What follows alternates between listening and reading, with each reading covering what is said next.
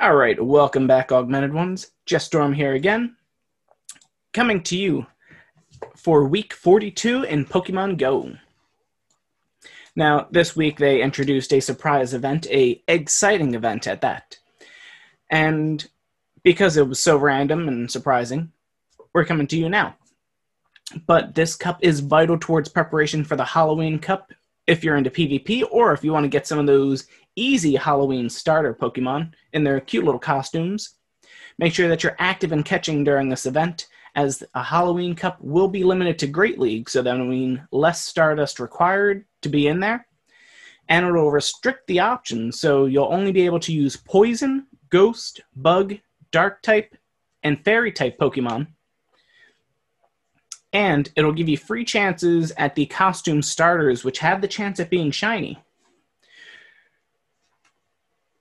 Now we'll get back into more of the exciting changes that go on between this time frame of October 12th at 1 p.m. PST time and October 19th till 1 p.m. PST time. You're going to have quarter egg distance when you put them in an incubator, so you can save up.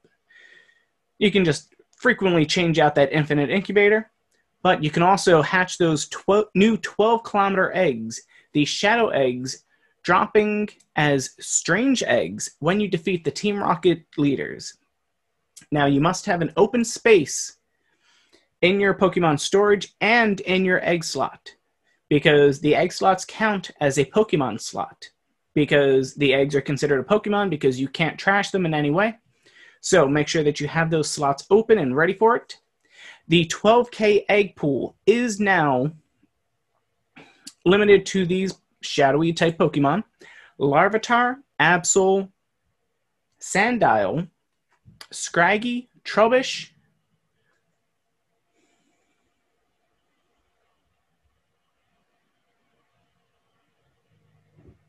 the newest of the Gen 5 Pokemon,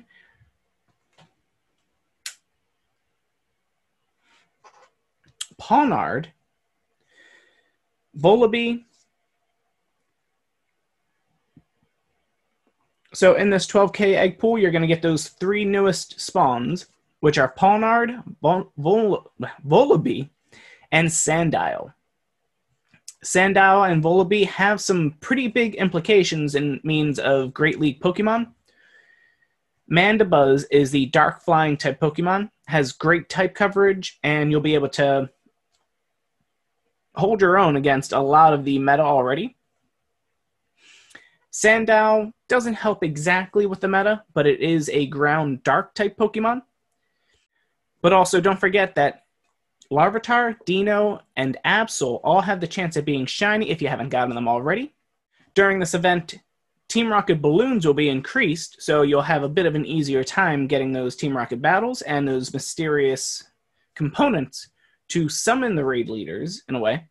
There is always the option that you can spend 200 Pokecoins in the shop, and you'll get an almost immediate team leader battle, and you won't have to worry about trying to find them out in the wild.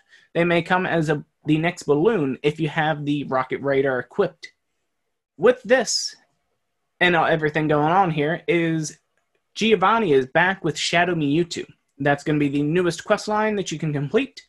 And once you complete it, you can actually, when you're about halfway through and when you get the Super Rocket Radar, you can actually use that Super Rocket Radar and farm up the imposters. Those imposters are going to show up and they will reveal themselves once you track down Giovanni, or as you're trying to find Giovanni. Sometimes it can be a little tricky, so you'll be out and about, and each one of those imposter ones, you'll actually get a mysterious component from it.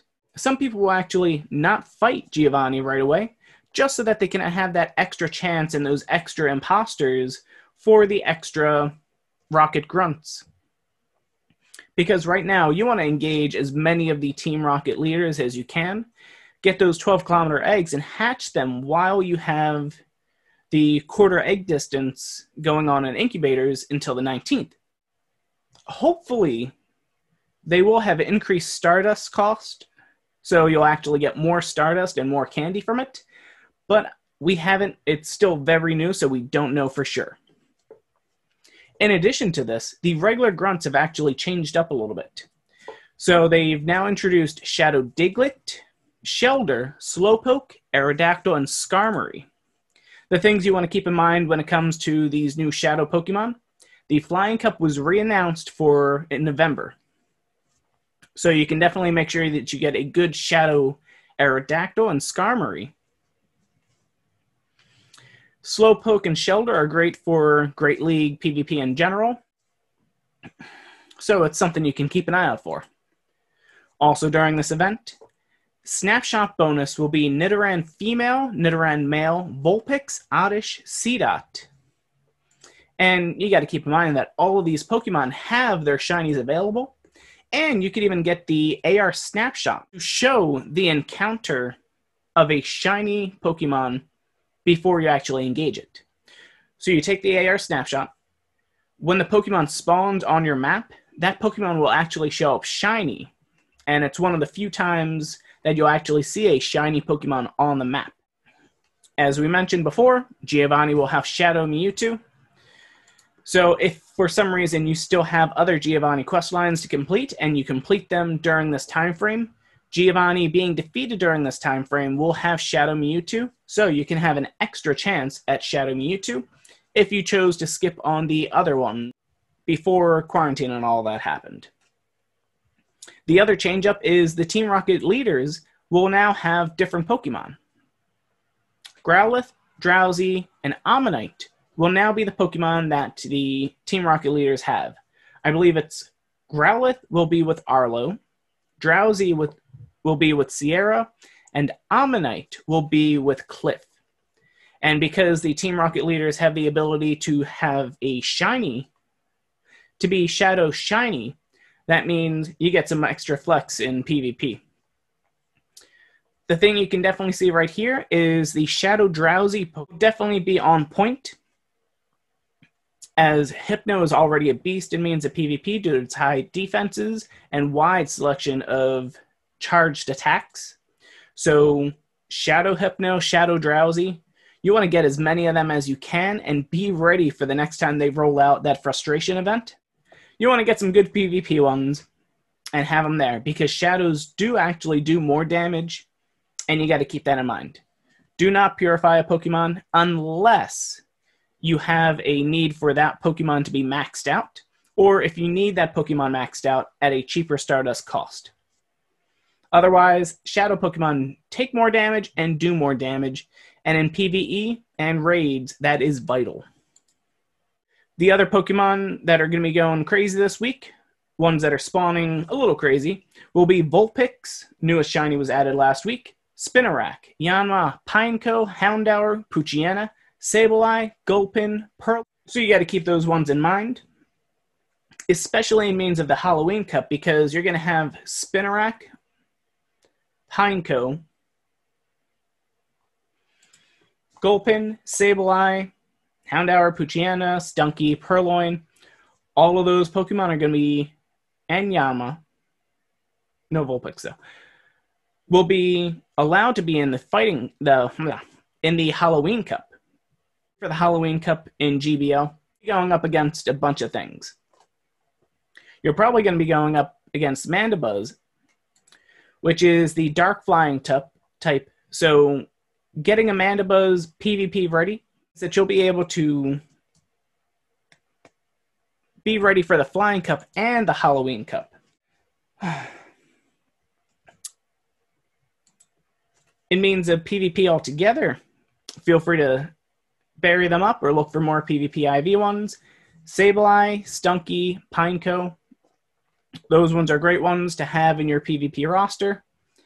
And just having them on the ready, that way when you have the Stardust or when you have the need for it, you have them ready. Thing to keep in mind is the Halloween Cup will run from October 26th till November 3rd, providing it doesn't get canceled again.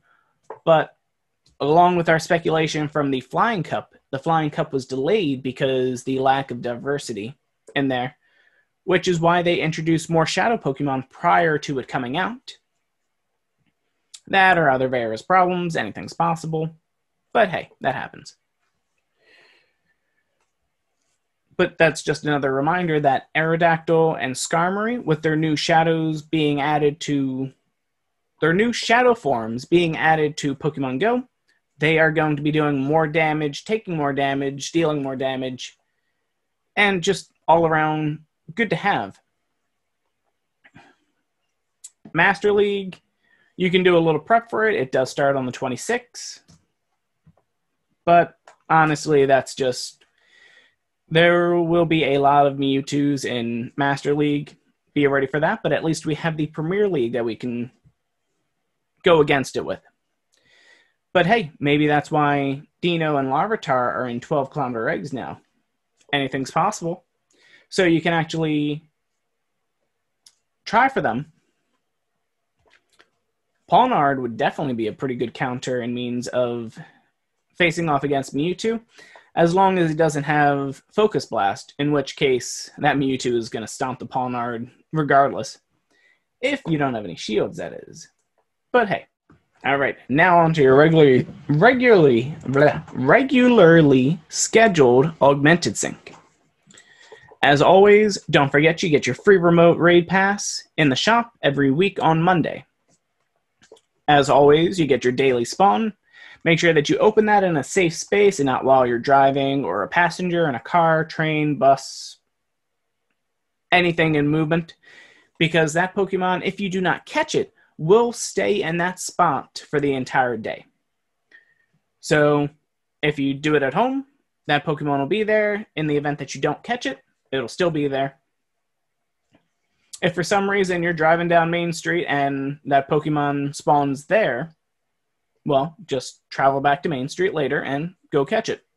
This is all providing there aren't any new event spawns that happen during that time frame, as we don't know for sure whether that will change up the server code or the possibility of other things happening in there. But hey, anything's possible. On to Tuesday, the Spotlight Hour for the original Cat Pikachu.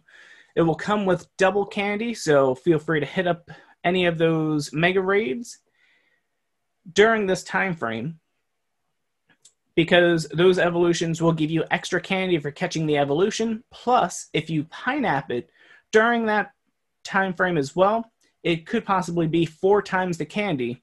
So honestly, that's an easy 40 candy, especially if you're still trying to get if you're trying to prep for Mega Charizard, if you're trying to prep for Charmander Community Day. In addition to, if you're still using Pidgeys for evolution sprees for some reason, you got that Mega Pidgey out there, easy 40 candy. That's pretty much, that's 3.5 evolutions right there, just from catching one Pidgeot with a pineapple candy during this hour time frame for the Spotlight Hour. Or you could just work on that Pikachu Metal or Electric Metal. Pikachus don't spawn like they used to. So if you're still missing a few notches on that Pikachu Metal, anything's possible. Give it a try. And you might actually hit a new tier with it, or hit a secret tier revealed just yet. Because as per our speculation and how we think about everything, based off of Ingress and other games, they're going to use metal tiers as a way to level up past level 40 and such. Remember, it'll only be that double catch candy will only be happening from 6 p.m. to 7 p.m. your local time on Tuesday, October 13th. On Wednesday now, Giratina Origin Form will be happening as the raid hour. That'll be Wednesday, 6 p.m. to 7 p.m. your local time. Increased spawns of Giratinas on top of gyms. They'll be spawning at 6 o'clock. So at 5:50, 10-minute timers will pop onto gyms with their raid eggs that will hatch then, last for an hour. And should you have a raid that's about to end during the 6 o'clock time, between 6 and 7 o'clock p.m., that will actually last longer than the raid hour itself. So if you see that, okay, there's a timber on the raid in town, it's going to end at 6:55. When that raid ends, a 10-minute timer legendary egg will spawn on there, which will hatch a Giratina. That Giratina will still spawn after that 10-minute timer, so you'll be able to play this event up until about 7:55 p.m., give or take. There might actually be some regular spawns that happen after 8 o'clock, but hey, it's a raid hour, but sometimes it goes on for hours. And after all the rocketing fun this week, the week will end as Charmander Community Day. This Charmander Community Day will be 3 times that catch Stardust. So make sure you save those Pokemon in your queue that are multiple stages. That way you get 3 times the catch Stardust originally, and then 3 times that, as you just gotta stock up on those. That's how it always goes. The other thing to keep in mind is Charmeleons evolved into Charizards during this time frame, the 11 a.m. to 5 p.m. your local time, will learn the move Dragon Breath. It will not learn both of the Community Day moves. I don't know why people thought that was actually going to happen, but no. It's just Dragon Breath is the main special move they will learn for this Charmander Community Day. 2021, they may have the holiday get-together and introduce every move from there, at which time you may be able to evolve a Charmeleon into a Charizard with Dragon Breath and with Blast Burn, but this time it is just Dragon Breath. And if you want Blast Burn on it, you may have to wait until next year, or TM Blast Burn now, or save the fast TM for after the Community Day, and then get the Dragon Breath on there. Because with this Community Day, there will be a special box in there as well, as usual. And that special box will have the Elite Charge TM, 3 Super Incubators, 3 Star Pieces, 30 Ultra Balls, a one-time purchase for 1280 coins. In addition to that, there will be a research quest for $1 that will allow you to then get extra Stardust, a few extra items, and just a special little event that you can only do during the Community Day event.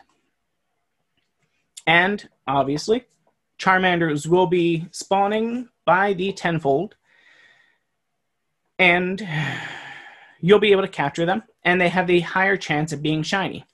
The shiny Charmander goes from the orange coloration to that goldish coloration for the final evolution. And keep in mind, because we are still under the quarantine Community Day settings, it's still that 11 a.m. to 5 p.m. standard, which means you have the 3-hour incense only as the extra bonus there. You can stack them up as much as you want. You can stack those star pieces about 6 at a time, as much as you want on there. Well, 6 at a time is the suggested, but you can stack up to 24 of them in a row. So that way you don't have to keep refreshing in the middle of everything, and you don't have to worry about it expiring in the middle of a raid or in the middle of an interaction. Now I'm going to get a little sobby here, I'm sorry. But anyway. We wanted to thank all the Augmented Ones for joining us. We're here to help you guys grow. You're here to help us grow. And we're nothing without the Augmented Ones.